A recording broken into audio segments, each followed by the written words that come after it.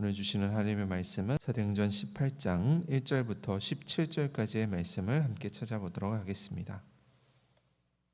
찾으신 줄로 알고 말씀 한 절씩 교독해서 보도록 하겠습니다.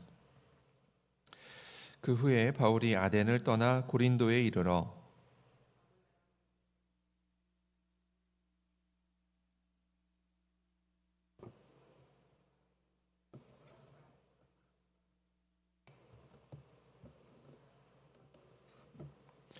생업이 같으므로 함께 살며 일을 하니 그 생업은 천막을 만드는 것이더라.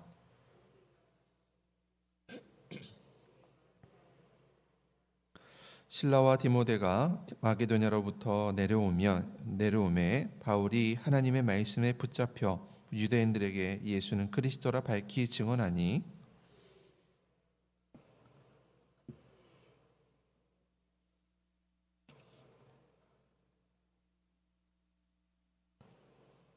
거기서 옮겨 하나님을 경외하는 디도 유스도라 하는 사람의 집에 들어가니 그 집은 회당 옆이라.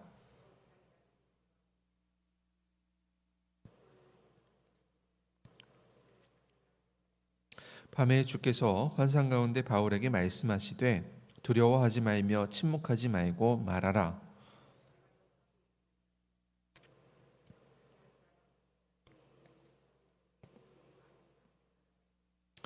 일 년 6개월을 머물며 그들 가운데서 하나님의 말씀을 가르치니라.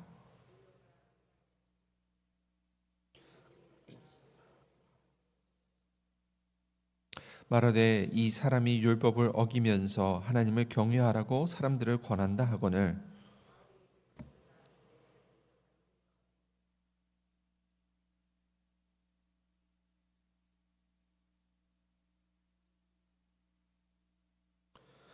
만일 문제가 언어와 명칭과 너희 법에 관한 것이면 너희가 스스로 처리하라. 나는 이러한 일에 재판장 되기를 원하지 아니하노라 하고. 같이 읽습니다. 모든 사람이 회당장 소스데네를 잡아 법정 앞에서 때리되 갈리오가 이 일을 상관하지 아니하니라. 아멘. 오늘도 함께 예배를 사모하시고 또 주님 전에 나와서 또 온라인으로 함께 예배를 드리시는 성도님들을 주님의 이름으로 환영하고 축복합니다. 요즘 코로나로 저도 느끼는 가장 힘든 것 중에 하나가 사람을 만나는 것이 아닐까 생각을 해봅니다. 그래서 요즘에 특별히 또 서구에 이렇게 확진자들이 많아지고 있다는 뉴스를 많이 접하게 되는데요. 그래서 사람을 만나거나 친했던 지인들도 또는 친척들도 사실 만나기가 참 어려워졌죠. 그래서 부담이 되기도 하고 또 명절을 앞두고 있는데 명절에도 이렇게 이동을 하거나 또 만나는 것이 조금 많이 조심스러운 것이 사실입니다. 사람을 만나거나 만나지 못하는 이런 힘든 일 가운데서도 또 우리가 무엇으로 또 위로를 얻고 만족하고 또 사람을 만나는 것이 우리에게 때로는 큰 위로가 되는데 그런 일들이 조금 이제 줄다 보니까 코로나 블루 우울증이라는 그런 것들이 우리 삶에도 자리하게 되는 것 같습니다.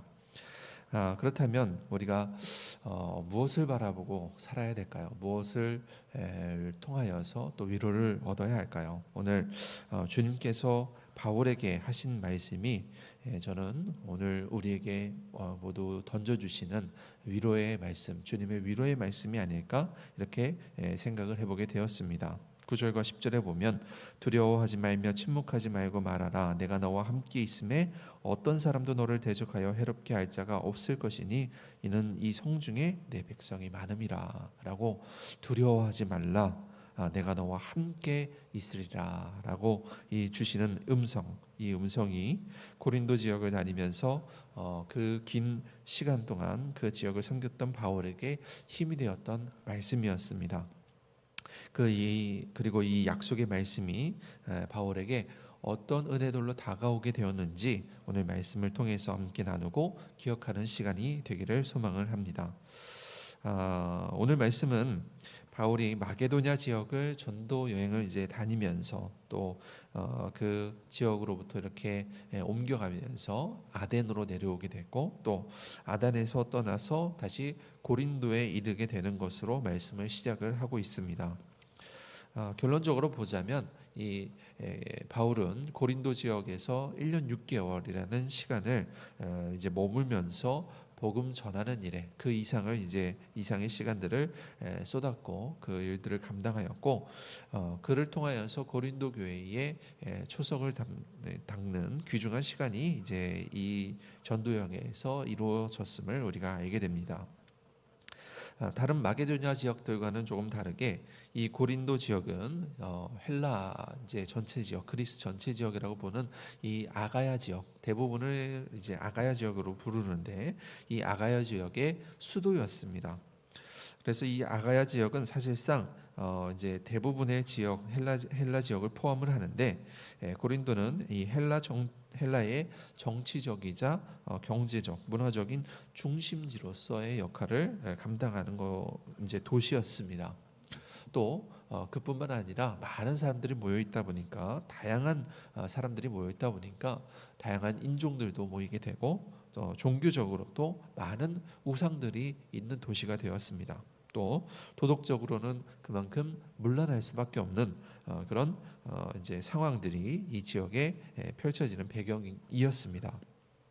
그래서 고린도 전후서의 서신들을 보면 다양한 문제들에 대해서 고린도의 교회에 이제 바울이 서신을 보내는 것을 알 수가 있습니다. 종교적인 분쟁이나 우상 문제들, 또 공동체 안에서의 어떤 음행에 관한 문제들, 또 가족 안에서의 여러 가지 다양한 문제들, 이런 도덕적이거나 종교적인 권면들에 대해서 바울이 굉장히 이 고린도 지역을 놓고 많은 기도를 하면서 많은 다양한 권면들을 했다라는 것을 알 수 있게 됩니다. 그리고 바울이 고린도 지역에 오게 된 가장 큰 이유 중에 하나는 마게도냐에서 이제 아덴에 이르기까지 계속해서 유대인들이 바울을 대적하면서 회방하는 그런 일들이 있어 왔기 때문에 그곳으로부터 떠나서 이 아가야 지역의 수도인 고린도에 도착을 또 하게 되었던 것입니다. 특히 아시아 지역에서 마게도냐까지 이제 같이 동역하여서 그 일을 감당하여 왔던 실라와 디모데 이 두 사람과 바울이 따로 떨어지게 되었거든요.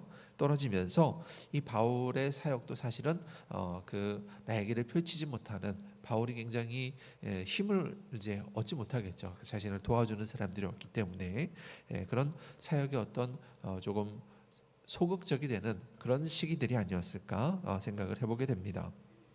어떤 유대인들로부터 받는 신변의 위협뿐만이 아니라 바울이 실질적으로 복음의 전도에만 집중할 수 있기 어려웠던 이유 중에 하나는 바울이 복음 전도에만 집중할 수 있는 그런 환경이 조성되지 못했기 때문입니다. 그래서 어떤 생활에 필요한 생활비, 의식을 이제 갖추는 데 있어서 의식주로 이렇게 해결하는 데 있어서 필요한 그런 기본적인 경비들이 있을 텐데 그런 부분들이 이제 쉽게 조달되지 않았기 때문에 바울이 스스로 일하여야 했고 또 돈을 벌어서 그것을 해결해야 했습니다.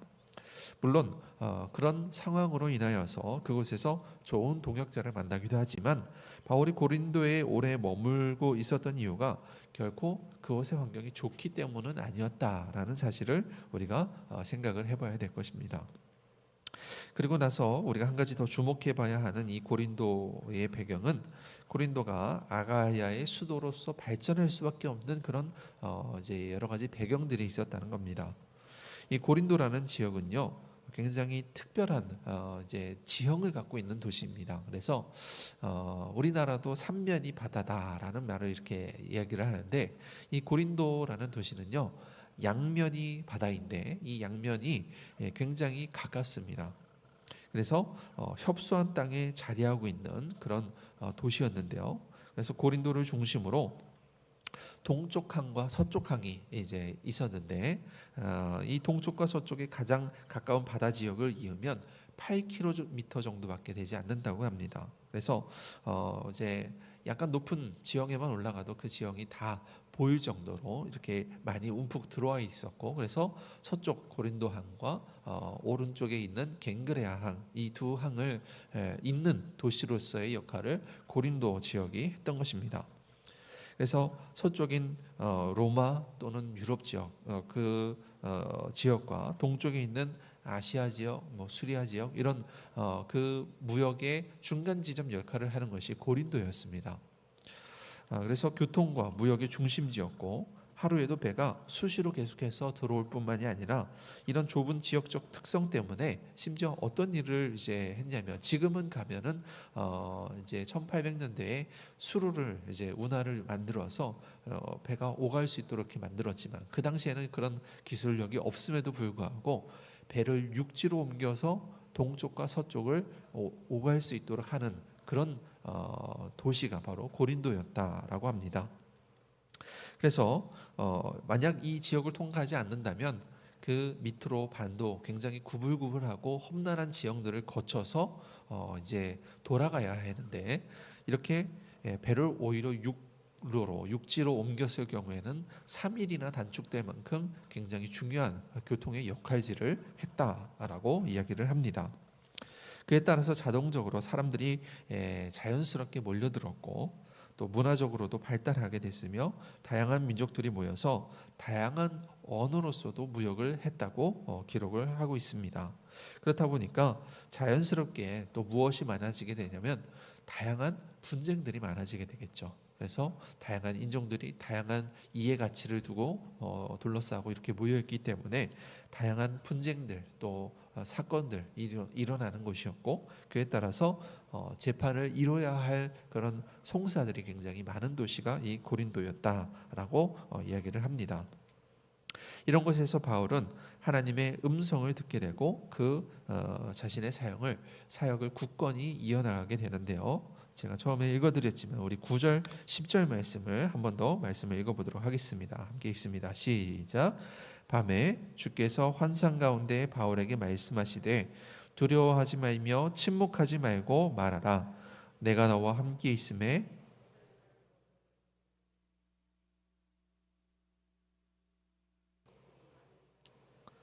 아멘. 바울은요, 고린도에서 만나는 많은 위협들 가운데에서 주님의 위로하시며 도우시는 음성을 듣게 됩니다. 두려워하지 말라, 내가 너와 함께한다. 침묵하지 말고 오히려 복음을 전하라. 이 성중에 내 백성이 많음이다. 이런 바울이 고린도에 보내어진 그런 이유에 대해서도 설명을 하시면서 많은 백성을 위함이고 그들에게 복음을 전해야 함이고, 또 그를 해할 자 없이 하나님께서 도우시고 함께 하시겠다라는 그런 약속을 바울에게 주셨던 것이죠. 그리고 주님의 이 말씀은 그가 고린도에서 만난 여러 다양한 사람들을 통해서 실제로 그 일이 이루어지게 되는 그런 역사들을 보게 됩니다. 우리는 이 바울이 고린도에서 만난 이 여러 사람들을 통해서, 만남을 통해서 하나님의 그 도우시며 함께 하신다는 약속이 어떻게 이루어졌는지를 우리 함께 집중해서 보려고 합니다. 먼저는 그를 돕는 사람들, 동역자 그룹들을 만나게 되는데요. 자, 먼저 우리 2절 3절 말씀, 오늘 본문 2절 3절 말씀을 함께 보도록 하겠습니다. 시작. 아굴라라 하는 본도에서 난 유대인 한 사람을 만나니 글라우디오가 모든 유대인을 명하여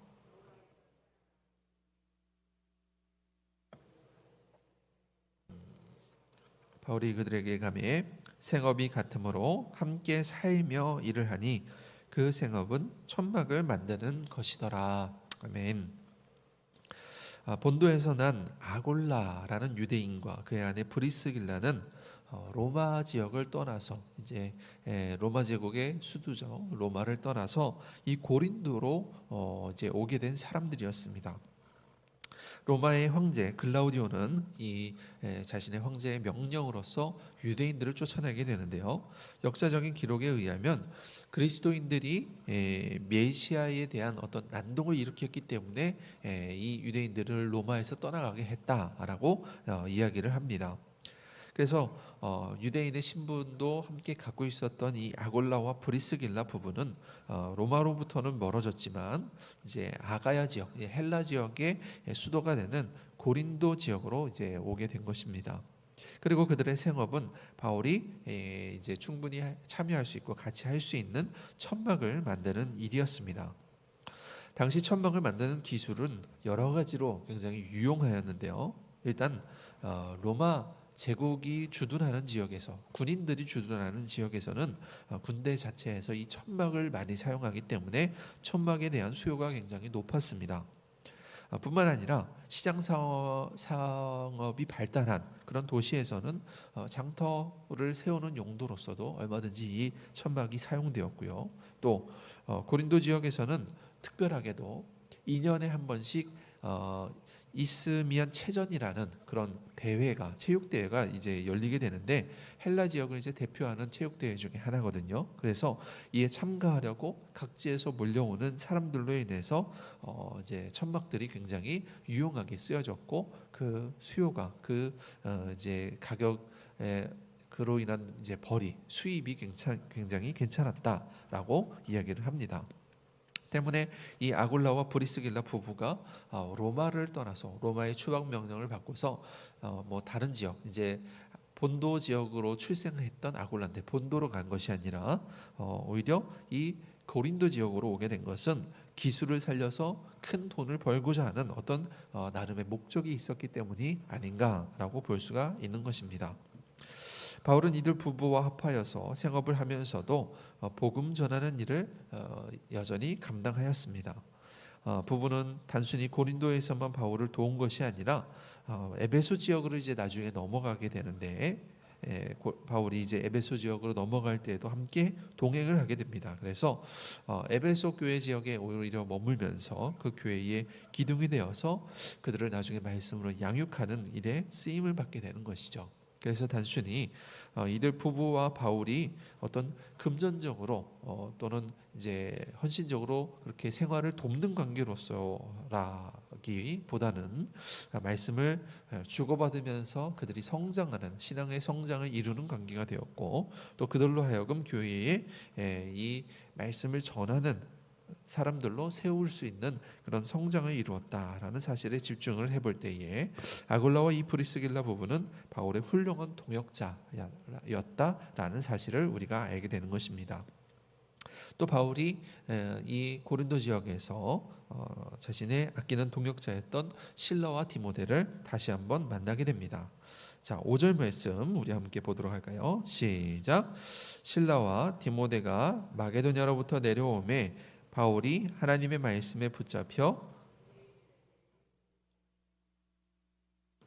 아멘. 그래서 이 고린도에서 이제 헤어졌던 실라와 디모데를 다시 만나게 되는데요. 아덴 그리고 이제 처음에는 베레아에서 이제 1차적으로 한번 헤어졌었는데 베레아에서 따로 떨어졌던 이 실라와 디모데를 아덴 지역에서 한번 일단은 만났었습니다. 그런데 그 후에 다시 이제 헤어지면서 바울은 고린도 지역으로 내려오게 되고 이 두 사람은 마게도냐 지역으로 보내서 그 마게도냐 지역에 짧은 기간 동안 세웠던 여러 교회들 그 교회들을 다시 한번 방문하고 점검토록 이렇게 보내게 되었습니다. 그래서 오늘 이제 말씀을 기준으로 사도행전에서는 그런 자세한 내용들은 사실은 나오지는 않지만 그 배경이 되는 고린도후서나 데살로니가 이제 말씀들에 보면 이런 내용들을 확인할 수가 있습니다.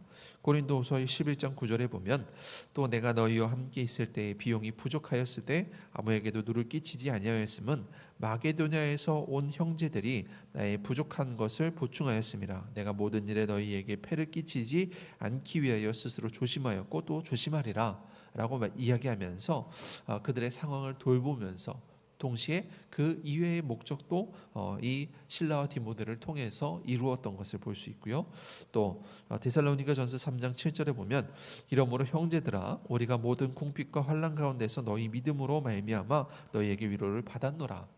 단순히 실라와 디모데를 그들의 신앙을 점검한 것으로만 그친 것이 아니라 각 교회들을 돌아다니면서 믿음을 다시 한번 검열하고 또 이제 믿기 시작한 지 얼마 되지 않은 사람들에게 다시 위로를 전달하는 역할을 이들에게 맡겼습니다. 그런데 그 중에 바울을 선교적으로 돕는 그런 손길들이 있었다는 겁니다.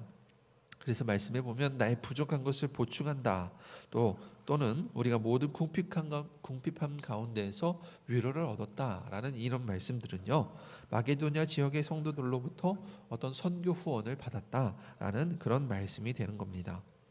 그래서 이와 같은 후원에 더불어서 가장 아끼는 이제 형제, 동역자 실라와 디모데를 다시 마주하게 된 바울은 이 고린도 지역에서 힘을 내어서 말씀을 전할 수가 있었습니다. 그래서 더 이상 이제 후원을 받았기 때문에 그들이 물론 이제 계속해서 일을 할 수는 있었지만 그것보다 본질적으로 말씀을 전하는 일, 복음을 전하는 일에 더 집중을 할 수가 있었던 것이죠. 그래서 그 지역에 긴 시간 동안 머물면서 말씀을 전할 수 있는 어떤 근거 또는 동력, 원동력이 생긴 것입니다. 고린도 지역은 분명 영적으로 타락한 도시이고 많은 우상들이 가득할 뿐만이 아니라 사실 유대인들조차 바울을 반기지 않는 그런 지역이었습니다. 그럼에도 불구하고 아가야 지역 중 가장 오랜 시간 동안 바울이 거하면서 복음을 전할 수 있었던 것은 하나님께서 함께 하시겠다는 약속이 그를 돕는 동역자들을 통해서 이루어졌기 때문이었습니다. 우리도 상황에 낙심할 수 있고 힘든 일들을 만날 수 있지만 특별히 이 코로나 상황으로 답답할 뿐만이 아니라 고난 중에 있음이 분명하지만 좋은 동역자들, 좋은 형제들, 믿음의 형제들, 신앙의 동역자들 그들을 우리에게도 분명 허락하실 줄로 믿습니다.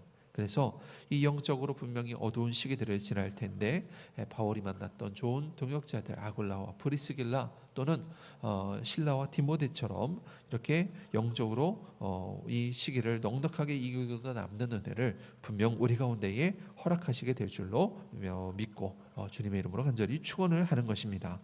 두 번째로 바울은 고린도에서 그를 대적하는 사람들과 또 무지 중에 그를 돕는 사람들 즉 세상 사람들 가운데서도 인도하시는 하나님의 손길을 경험하게 됩니다. 고린도의 유대인들은요 회당에서 말씀을 전하는 이 바울을 굉장히 탐탁치 않게 생각을 하였습니다. 그래서 바울은 마게도냐와 아가야 지역에서 말씀을 전하던 회당에서도 어떤 지역에서도 이야기하던 어떤 지역의 회당에서도 이야기하지 않던 그런 말을 쏟아내는 것을 볼 수가 있는데요. 자, 우리 6절 말씀을 함께 보도록 할까요? 6절 말씀입니다. 시작. 그들이 대적하여 비방하거늘 바울이 옷을 털면서 이르되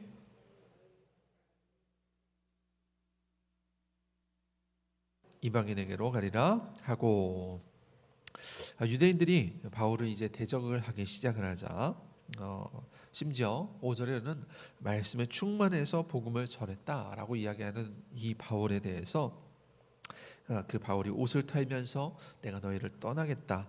너희 피가 너희 머리로 돌아겠다. 이 얘기는 저주거든요. 이 말을 하면서 이방인에게로 가겠다라는 그런 이야기를 꺼내는 것을 볼 수가 있습니다. 그만큼 유대인들의 어떤 방해, 회방이 굉장히 심했다라는 것을 의미합니다.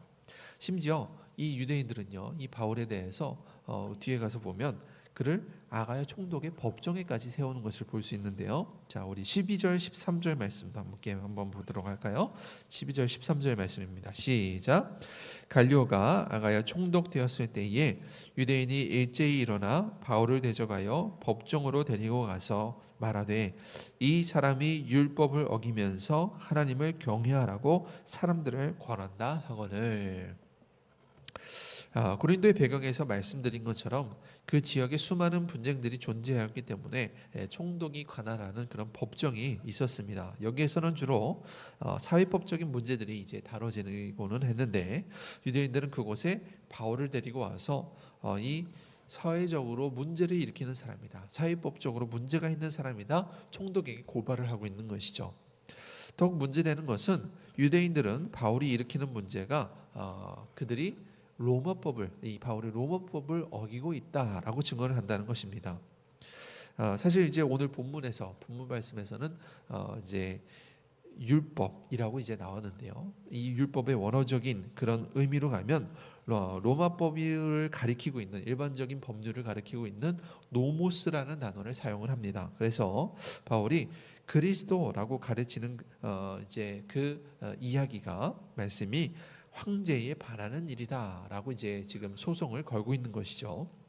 그래서 사회적으로 문제를 일으킬 소지가 있는 것이 아니냐라고 이제 갈리오 총독에게 문제를 따지고 있는 것입니다. 심지어 유대인들은 이 갈리오 총독이 이 지역에 아가야 지역에 온 지 얼마 안 되는 새로운 총독이다라는 사실을 알고선 그 소송을 이제 문제를 걸게 되는데요. 보통은 이제 새로운 공직자가 그 지역에 부임하게 되면 그 지역을 파악하는데 일정한 시간이 필요하게 되죠. 그렇기 때문에 이전에 어떤 전임에 있던 총독에게는 그와 같은 문제들에 대해서 이제 문제를 제기하지 않다가 새로운 총독, 이제 잘 모를 것이다 판단할 수 있는 이런 새로운 총독이 오자 그것을 생각을 하고 바울을 재판에 넘기게 된 것입니다. 그러나 유대인들이 간과했던 문제 중에 하나는 이 갈리오라는 인물이 굉장히 이제 갈리오라는 인물에 대한 것에 대해서 간과했던 것입니다. 이 갈리오라는 사람은요, 그에 대한 역사적인 기록이 잘 남아 있는데, 그는 이제 51년경 그리고 52년 한 2년 정도간 이 아가야 지역의 총독으로 부임한 사람입니다. 그런데 이 갈리오라는 이 사람의 가정적 가문적 배경을 보면 그의 아버지는 이제 아버지 세네카라는 사람은 로마의 원로원이었고요.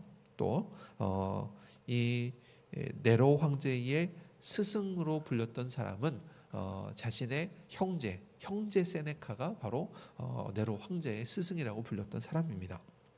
그래서 정치적인 기반이 굉장히 권력에 가까이 있는 사람이었고 또 총독에 이르기까지 그런 어떤 할 수 있는 준비 과정들, 수많은 것들을 배워야 하고 어떤 학문적인 지식들을 높이 쌓아야 또 그런 공적들을 쌓아야 올라갈 수 있는 것인데 그런 학문적 정치적인 기술들을 잘 쌓아오고 배워왔던 엘리트 가문이었다라는 사실을 이제 학자들이 이야기를 하고 있습니다.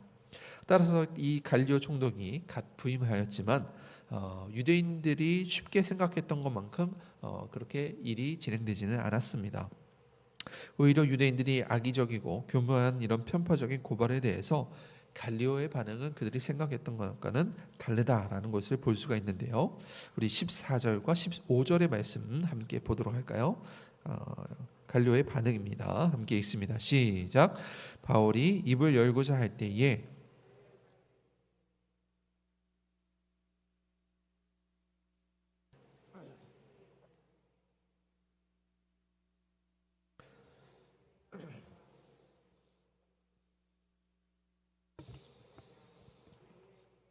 재판장 되기를 원하지 아니하노라 하고 아멘.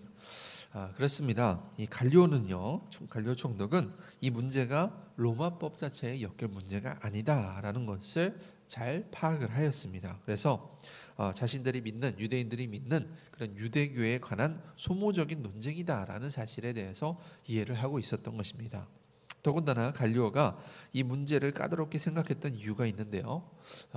이 문제에 대해서 어떤 판단을 내릴 때에 재판과 법률에 대한 이해도가 굉장히 높았던 이 갈리오는 이것을 잘못 판결하게 되면 오히려 나중에 다뤄질 이제 고발되는 동일한 문제들에 있어서 잘못된 판례, 잘못된 선례를 남기게 된다는 것을 알고 있었습니다. 그래서 자신들이 유대적인 문제, 종교적인 문제에 정치적으로 관여를 했다가 그것이 나중에 문제가 될 소지가 분명히 있기 때문에 그것을 자신이 처리하는 것이 아니라 유대법으로 스스로 처리하도록 이렇게 그들을 재판정에서 쫓아내 버렸던 것입니다.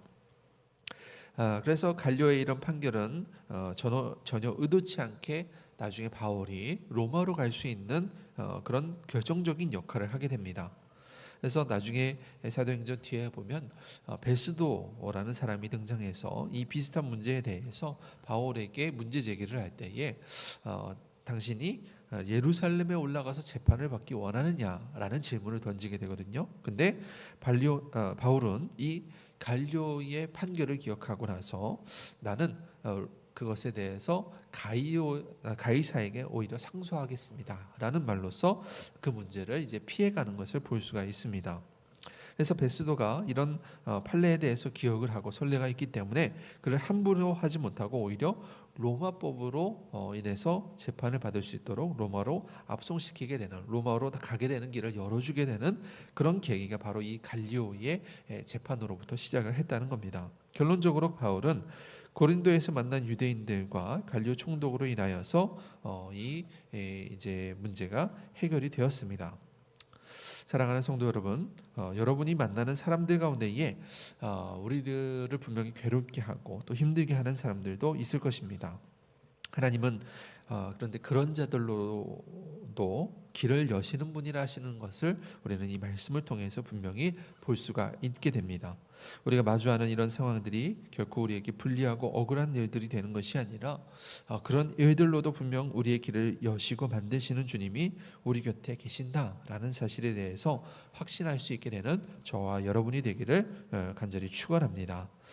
마지막으로 바울은 고린도에서 극적으로 변화되게 되는 인물들을 만나게 됩니다.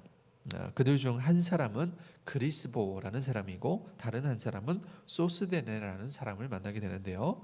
우리 먼저 7절과 8절 말씀 함께 같이 보도록 할까요? 읽습니다. 시작. 거기서 옮겨 하나님을 경외하는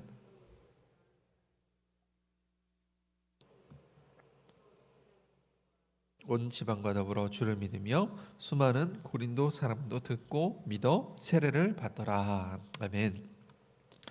바울은요, 이제 그 동역자였던 실라와 디모데가 도착한 이후에 힘을 얻어서 말씀을 전하다가 이제 유대인들의 회방을 얻어서 내가 이곳에 오지 않고 유대인들에 오지 않고 헬라인들에게 가겠다, 이제 이방인들에게 가겠다라고 이제 선포하고 회당을 떠나게 됩니다. 그래서 회당에서 말씀을 전하는 것이 아니라 7절에 보니까 거기서 옮겨 회당에서 자리를 옮겨서 디도 유스도라 하는 사람의 집에서 이제 말씀을 전하게 되었다라고 기록을 하는 것이죠. 그래서 그의 집은 오히려 회당 옆이기 때문에 유대인들에게 직접적으로 말씀을 전하지는 않지만 유대인들에게 얼마든지 영향력을 이제 미칠 수 있는 자리였고 또 헬라인들에게도 그만큼 열려 있는 그런 자리가 되었습니다. 이런 바울의 사역은 전혀 의외의 결과를 낳게 되는데 오히려 회당장이었던 그 옆에 이제 디도 유스도의 집에 옆에 있는 회당의 회당장이었던 그리스보가 이제 회심하여서 그리스도를 믿게 되고 세례를 받아서 주님께 돌아오게 되는 역사가 일어났다라는 것입니다. 보통 회당장이라고 하면 이 유대교 내에서도 열심과 유별난 사람들을 세우지 않겠습니까? 오히려 다른 유대인들은 바울을 회방하는 그런 역할을 감당하였는데 이 회당장은 바울의 말씀을 경청하고 주님께 돌아갔으니 유대인들의 입장에서는 분명 화가 나고 분을 낼 수 있는 일이었습니다. 그래서 그리스도와 이 가족들 바울 일행이 모두 위험에 빠질 수도 있는 그런 일이 될 수가 있었습니다. 하지만 이 그리스도라는 사람은요 이런 자신이 이전에 가지고 있던 어떤 직분 자신이 이전에 가지고 있던 위치 그런 것에 얽매이지 않고 진정으로 변화되기에 힘썼다라는 사실을 우리가 확인해 볼 수가 있는 것이죠.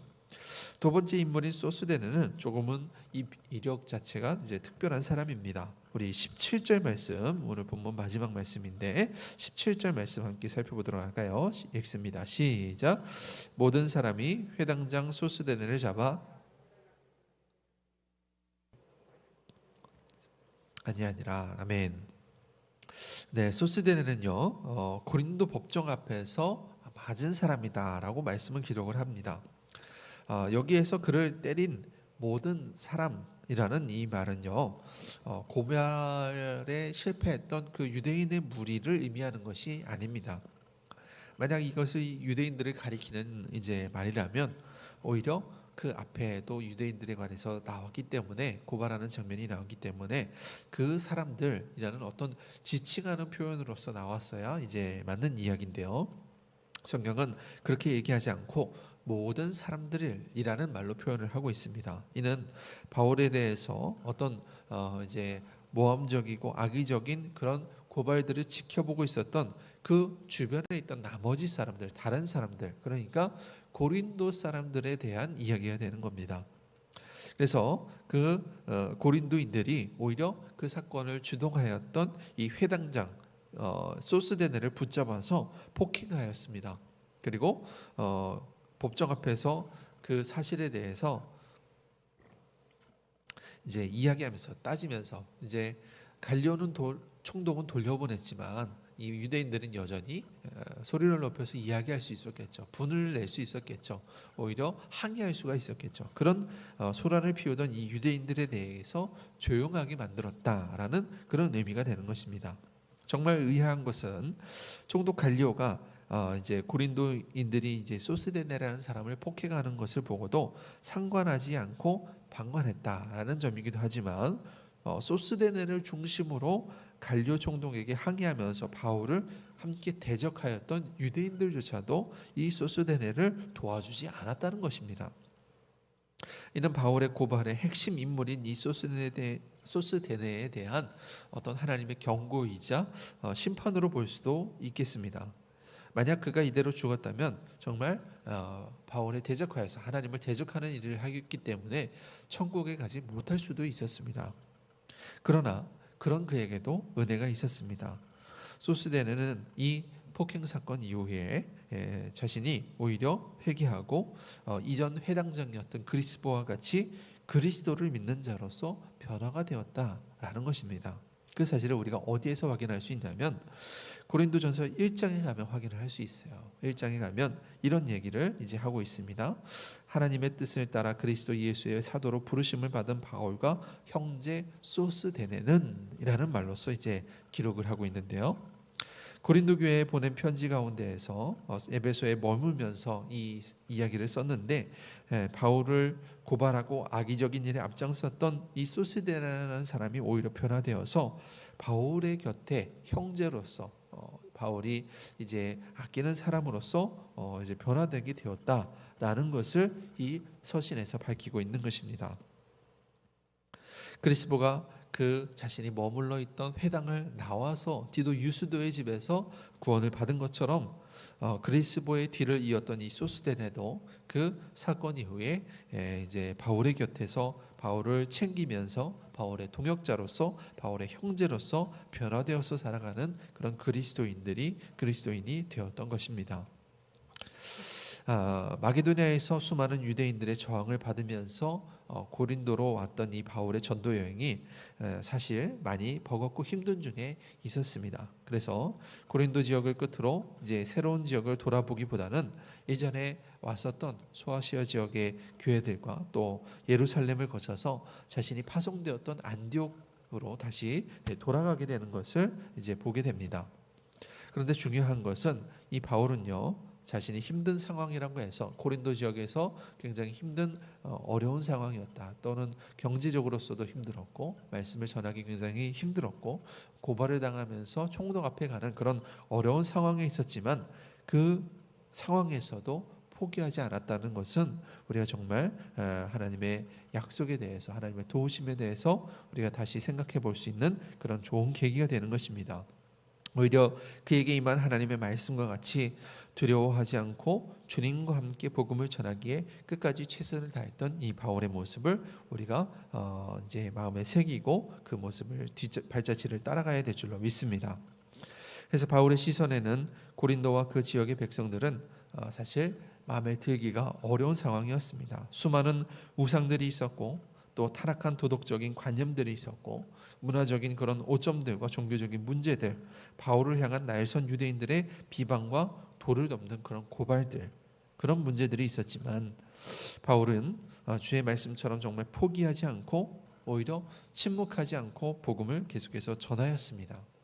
그래서 모든 상황 가운데의 동역자로서 길을 여시는 위정자들로 변화되는 그리스도인들을 만나면서 사역의 열매들을 그가 바라보게 되었던 것입니다. 사랑하는 성도 여러분, 이 어려운 코로나의 상황 가운데서 우리가 주님과 함께라면 분명 이 우리가 겪는 어려움 또한 넉넉히 이겨나게 될 줄로 믿습니다. 그래서 바울에게 임하셨던 말씀, 두려워하지 말라, 내가 너와 함께함이라, 이런 이 주님의 약속이 오늘 저와 여러분에게 들리는 음성이 되길 원하고, 또 그 가운데 함께하는 동역자를 더하여 주시며, 또 세상 가운데 있을지라도 하나님의 손길을 경험하게 되며, 또 우리 주변에 있는 사람들을 함께 변화시키며 살아갈 수 있는 저와 여러분의 삶이 되시기를 주님의 이름으로 간절히 축원합니다. 기도하겠습니다.